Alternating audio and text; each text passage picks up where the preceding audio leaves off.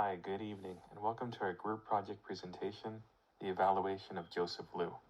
We are Project Team 5, Grace Campo, Cole Chandler, Jonathan Colon, myself, Jason Orozco, and Catherine Tiso. We'll begin shortly with our first slide on work ethic. All right, so moving on to Dr. Liu's work ethic. So the first topic that we wanted to cover in terms of how we are going to determine his work ethic was we asked him to describe a time when he had to prioritize multiple tasks, particularly with competing deadlines. And we wanted him to explain how he managed his time and completed all the tasks efficiently. And we believed this would give us insight on how the candidate can prioritize time management and job pressures. So Dr. Liu exemplifies the type of work ethic that we do believe is needed for an employee. When analyzing his time management skills, he seemed to demonstrate a strong ability to get jobs done in a timely manner by prioritizing the most important tasks first and working his way through. Dr. Liu did describe one of his weaknesses as managing multiple projects at once, as it can stress him out easily and sometimes result in the neglection of smaller but yet still important tasks. He understands that those smaller tasks are equally as important, but sometimes when there's multiple deadlines in play, it's hard for him to determine where to put his workload. He did mention that one of his flaws may be working too much on something at a time, which can cause unhealthy burnout. But because of this, he recognizes this issue and he tries to commit to finishing the most important task first and working from there. He does understand the importance of balance when it comes to workload, especially when it comes to competing deadlines. So now moving on to job motivations, we wanted to know if there was ever a time that he maybe went the extra mile to surpass his job requirements and what motivated him to put in this extra effort. And we believed by analyzing this question, it could help give us insight on how willing the candidate is to create exceptional work, not just good work. So when we analyzed this, we saw that he does normally get motivated by helping others and finds fulfillment in helping others around the workplace. He believes that he does always go the extra mile in terms of job requirements beyond his own, and he does love to say yes when asked to help. It's something that makes him happy. It's something that keeps up that job fulfillment for him and makes his job seem worthwhile. He did give an example of how he advises the Society of Human Resource Management group at FGCU, which is beyond his typical job duties as a professor at FGCU, which is his current job. So at its core, when we're talking about his work ethic, pro-social behaviors are what motivates him the most, and he understands how this mentality helps promote him in the workplace. And through this analysis, we do think that Dr. Liu has a very strong work ethic that is enough for this position. Next, we are going to discuss the experience, skills, and knowledge required to work at PHBS as an assistant professor. I'll be outlining the rich experience and vast expertise that Dr. Liu will bring to the team at PHBS as an assistant professor. Dr. Liu's deep understanding of organizational behavior, as well as his impressive background in productive research and academic publishing, make him an exceptional fit for our institute. His professional journey, marked by several successful publications, aligns perfectly with the high academic standards upheld at PHBS. Dr. Liu is adept at navigating the demands of high-quality research. His familiarity with the publication process is not just theoretical, but proven through a solid track record, making him a valuable asset in fulfilling the school's expectations for contributing to the body of knowledge at PHBS. In terms of teaching, Dr. Liu is not new to the challenges and rewards of higher education. He will be expected to teach 4 3-credit courses annually at PHBS.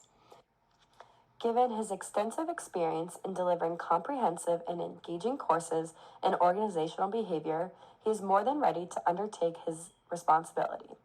His proven ability to deconstruct complex theories and foster an interactive learning environment has consistently enhanced the educational experience for students.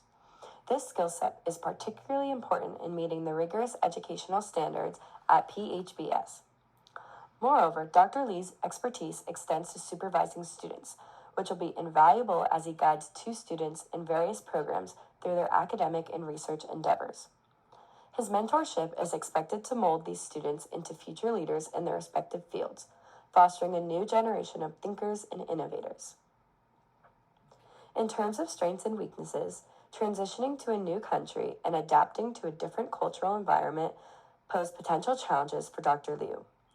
While he feels confident in his professional capabilities, the non-work challenges such as culture shock and the logistical aspects of the move might impact his ability to fully utilize his skills, especially in the initial stages of moving.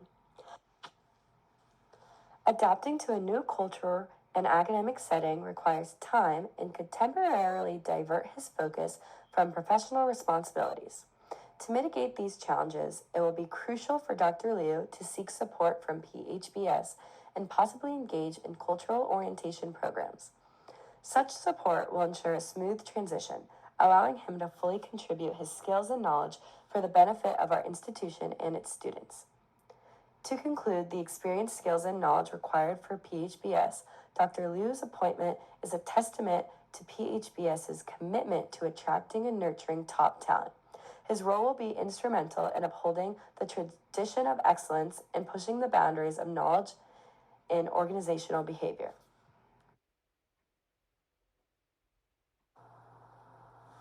This next section is adaptation and culture with a focus on planning and understanding.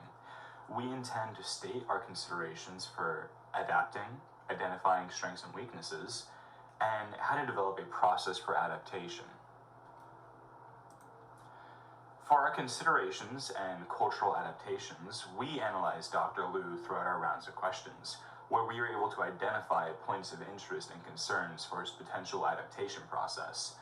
Through this, we were able to note 4 distinct points of interest, in which there's prior experiences, cultural exposure and understanding, language and communication, and his work culture experiences. Using these considerations, we will identify strengths and weaknesses to find Dr. Liu's culture fit. With our points of interest identified earlier being prior experience, cultural exposure and understanding, language and communication, and workplace experience, we reviewed corresponding data provided by Dr. Liu to specifically identify his strengths and weaknesses that we will need to be aware of when planning a process for adaptation in Chinese culture. Within our strengths, he specifically stated that he has a 4th to 5th grade understanding of Cantonese. Now, the language primarily spoken in Shenzhen, Guangdong is Mandarin. However, Cantonese is spoken by many of the locals, which will prove a strong focal point of beginning this adaptation process, as there won't be this large language barrier per se, but there is still a foundation to build off of. Furthermore, he has shown a high aptitude for a collective culture through these next 2 points, which is enjoying assisting others and prioritizing a group goal over an individualistic assignment. And he has stated that family and community are very important to him. Having these 2 will be largely important when attempting to navigate through the collectivist culture that China has cultivated. Furthermore, he has stated that his understanding of Chinese culture is to be at a medium point on a scale. Once again, this further builds off the fact that he'll be able to sort of springboard into this cultural experience a little easier than others. It does not mean that he will not experience culture shock. It just simply shows that there is a foundation that we can progressively go forward off of. And it's also stated that he actively promotes diversity, equity, and inclusion. When it comes to identifying weaknesses,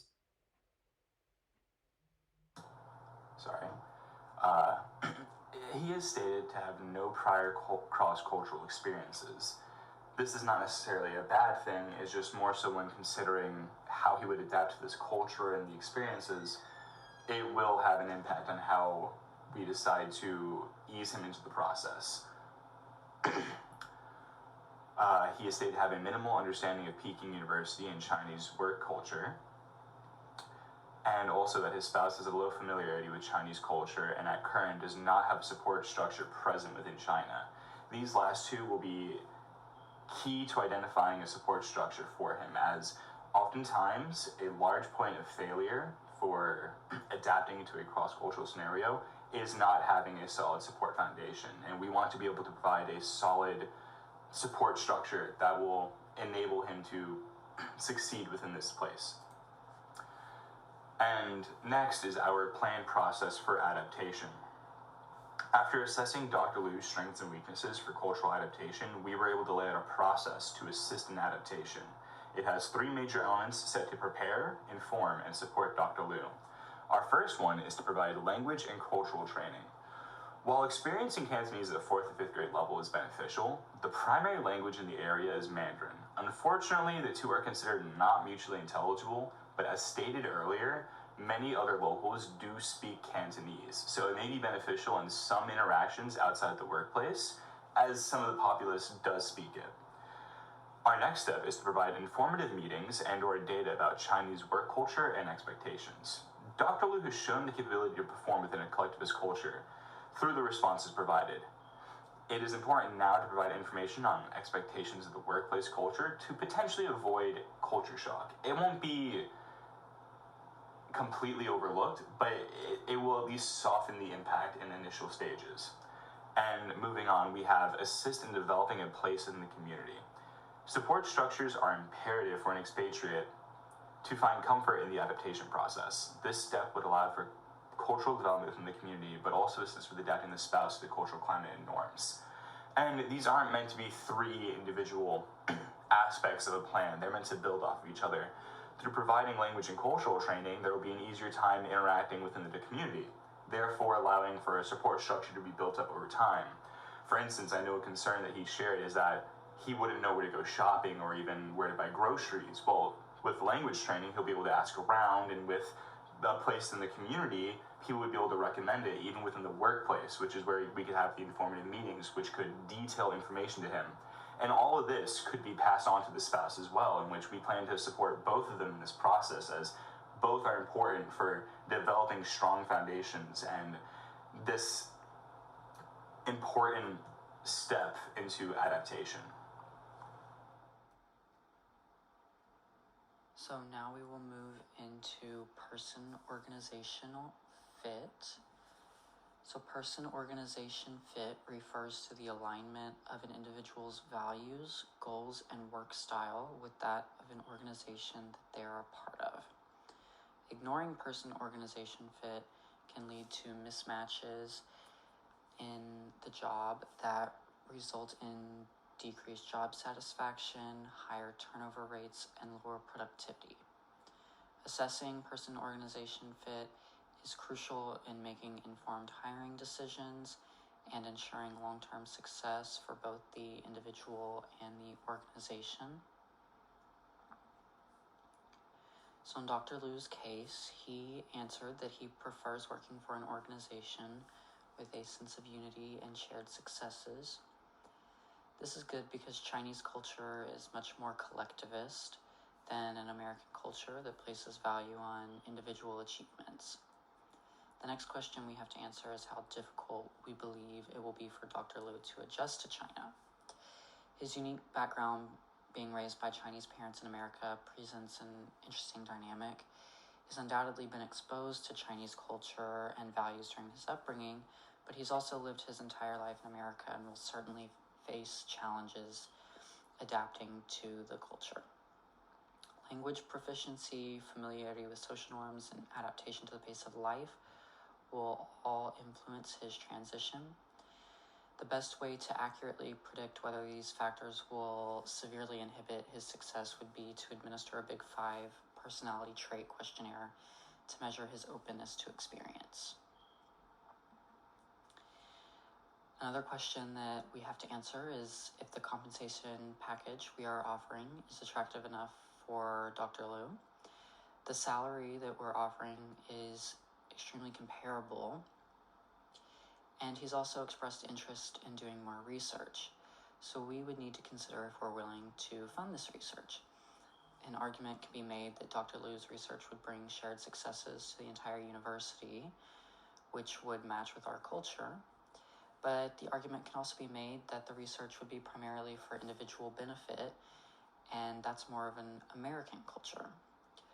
Ultimately, we must create a set of guidelines for his research that allows his freedom to learn and to write, but would ultimately benefit the university just as much as him personally.